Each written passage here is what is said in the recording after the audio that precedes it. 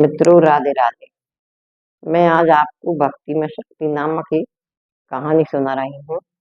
आपको भी बहुत पसंद आएगी। एक विजयपुर नामक गांव था। वहां पर एक दंपत्ति रहा करते थे। पति उसके किसानी करते थे और महिला घर कार्य करती थी। दोनों ही भगवान के बड़े भक्त थे, किंतु उन दोनों के कोई संतान नहीं थी। इस कारण से बहुत दुखी रहा करते थे। उस महिला का एक नियम था कि उसके दरवाजे से जो कोई भी निकलता था, वह रोज में एक व्यक्ति को जरूर खाना खिलाती थी और उसका आदर सम्मान करती थी। ऐसे ही दिन बीतते गए। एक दिन नारद ऋषि घूमते घूमते उसके दरवाजे पर आए, तो उसने उन्हें देखा कि जी तो कोई महात्मा है। वह उनको अंदर ले गई। उसने हाथ पैर धुलवाए, उनको खाना खिलाया, सम्मान किया और उनसे पूछा, गुरुदेव आप कहाँ से पधारे? नारद जी बोले कि बहन, मैं तो घूमता रहता हूँ, भगवान का राम नाम जपता रहता हूँ, आज इधर से निकल रहा था तो तुमने बुला लिया। महिला बोली कि आप तो बहुत ज्ञानी लगते हैं। आप बतलाइए कि हमारे पास सब कुछ है किंतु हमारे पास संतान नहीं है। हमारी किस्मत में संतान है या नहीं? नारद जी ने देखा, अपना ध्यान लगाया और देखा कि ब्रह्मा जी ने इनकी किस्मत में क्या लिखा है। जब उन्होंने देखा कि उसकी किस्मत है तो 7 जन्मों तक संतान नहीं है, इसलिए उनका मन बड़े दुखी हुआ। फिर भी उन्होंने कहा कि बहन, तुम्हारी किस्मत में तो संतान ही नहीं है, तुम अपने कर्म करती रहो। इतना कहकर नारद जी भगवान नारायण के पास पहुंच गए और भगवान नारायण को सब हाल कहा। नारद जी की बात सुनकर भगवान नारायण हंसे।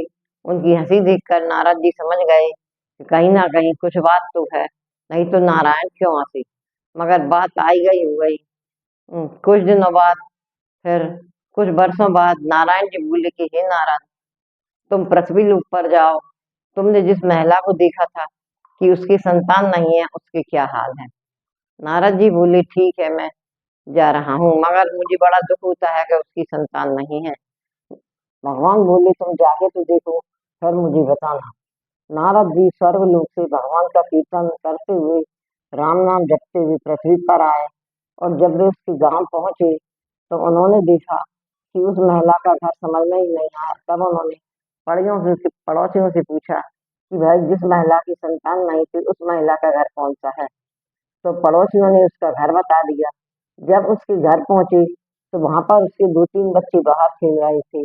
1-2 बच्चे अंदर आंगन में नहा रहे थे। कुछ बच्चे आपस में लड़ रहे थे और एक बच्चा पलने में झूल रहा था। यह देखकर नारद जी बहुत विस्मित हुए कि नारद जी ने तो लिखा था लेख में कि इसकी 7 जन्मों तक संतान नहीं है, इसके बच्चे कैसे हुए? मगर हो सकता है इसके यहाँ कोई रिश्तेदार आए हों। उनने दरवाजे पर जाकर आवाज लगाई तो वे महिला निकल कर आई और नारद जी को देखकर बोली, हे महाराज, आप अच्छे आए, आप अंदर आइए। स्वागत सत्कार किया, खाना खिलाया। नारद जी बोले, बहन, ये बच्चे किसके हैं? तो उसने कहा कि ये बच्चे हमारे ही हैं। तो उन्होंने पूछा, मुझे ये बतलाओ, तुम्हारे ये बच्चे कैसे हुए? तुम्हारी किस्मत में तो संतान ही नहीं थी। उसने फिर बताया कि मैं रोज की तरह दरवाजे पर खड़ी थी। मेरा तो नियम है कि जब तक किसी व्यक्ति को खाना ना खिला दूं, मैं खाना नहीं खाती हूँ। और एक एक बार मुझे भी 7 दिन तक खाना नहीं मिला। 7 दिन बाद जब मैंने देखा तो एक अंधा व्यक्ति जो शरीर से कोढ़ी था, खांस रहा था, बीमार था, मेरे दरवाजे पर आकर गिर पड़ा। तो मैंने उसे उठाया, अंदर लाकर नहलाया। तो उसने कहा कि मैं 7 दिन से भूखा हूँ। मैंने उसे खाना खिलाया और उसकी सेवा की। जब मैं जाने लगी तो उन्होंने कहा कि हे पुत्री, तूने मेरी सेवा सच्चे मन से की है, इसलिए तुझे संतान सुख प्राप्त हुआ और 7 संतानें होंगी। तो महाराज, यही वही संतान है। इतना सुनकर नारद जी भगवान के पास पहुंचे और बोले कि हे भगवान, ये कैसे हो सकता है कि ब्रह्मा जी ने तो लिख दिया था कि इसकी संतान नहीं है और उसकी तो संतान हुई। भगवान बोले, हे नारद, यही तो संसार का चक्र है।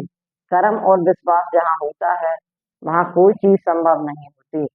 हम्म, हनुमान जी ने भी राम भक्ति से ही राम को प्राप्त किया था।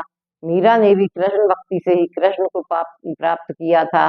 ध्रुव, प्रहलाद सभी अपनी भक्ति के कारण ही जाने जाते हैं। और अपनी भक्ति से इस महिला ने संतान प्राप्त की है।